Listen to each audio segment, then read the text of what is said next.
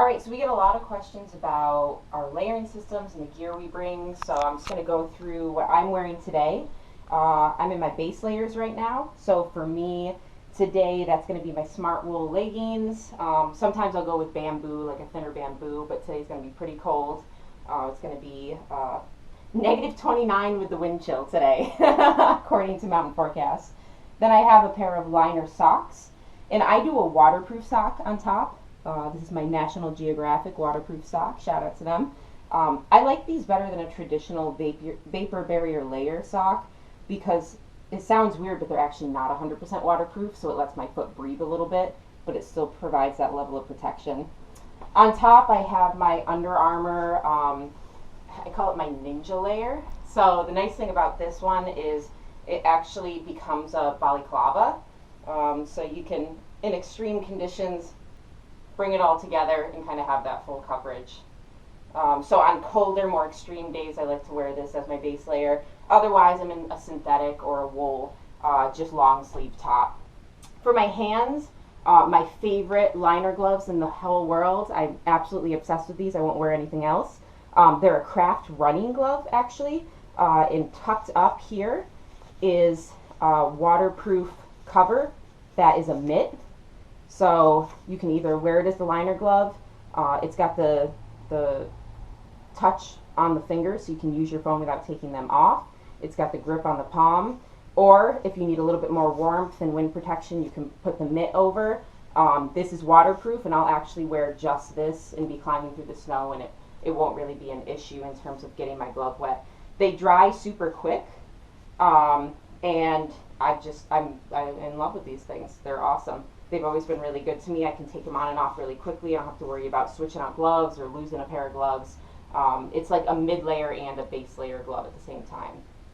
So my next set of layers, if it's a bit colder, I'm not exerting as much, this is my North Face. It's a Summit Series hybrid fleece vented soft shell. I really like this because it's got a lot of insulation in the core, but it's lightweight, it's packable, and it's got this Ventrix technology. I don't actually know scientifically what that means, but what I do know is that I don't sweat out in this thing. So even if it's, 20, 30 degree fluctuation in temperature, I'll throw this on, it'll block the wind, it'll keep me warm enough, but I won't sweat out in it. So it's very breathable. On the bottom, I always wear my soft shells over my base layers. These are the Mamu Catramore, I think they're called. I really like these in particular because they have these thigh vents. So if I start to get a little bit warm, I don't have to fully delayer. I just open up these side zips, and you can feel it vent through, and I'm usually pretty comfortable at that point. And then they also have this feature on the bottom that kind of grafts onto my boot so I don't get any snow up in there. All right, next is my puffy layer.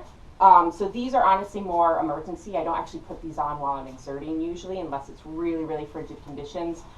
They're always in my pack in some sort of a waterproof bag so that I have them if we're stopped for extended periods of time.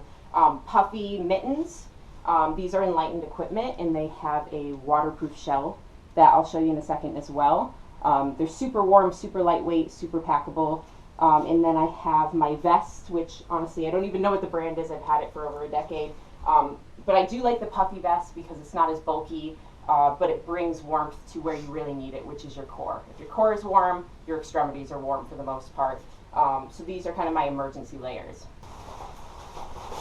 Again, hard shells, you really want to look for something with a vent. So this one's got the big side vents here.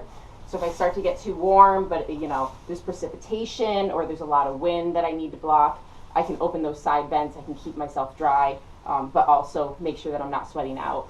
And then I have the hard shell gloves for my puffy Enlightened Equipment. So these just match right up with them. As you can see, I don't have a ton of dexterity in my puffy gloves. It's not really what they're designed for, but these just go right over top. If I can get them on. And these are totally waterproof. They come with a seam sealer that you can use as well if you really, really want the extreme waterproof component. And sometimes I'll just put these directly over my base and mid-layer glove rather than put it over the puffy if I want less warmth because I don't want my hands to sweat out, but I'm really clawing through the snow or it's a really wet day. And the nice thing about these liner gloves that I showed you before is I can either have the mitt up and over them underneath that hard shell if it's cold and wet, or if I've got my hard shell glove on, I actually don't even need to take that hard shell off. I can pop my fingers out, and then I have a little bit more breathability and my hand won't sweat out. So that's my system.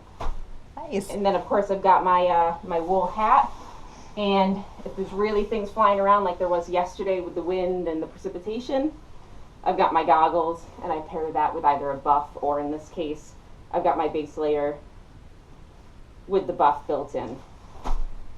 All right. Yeah, ready to get in the mountains. Hell yeah, let's do it.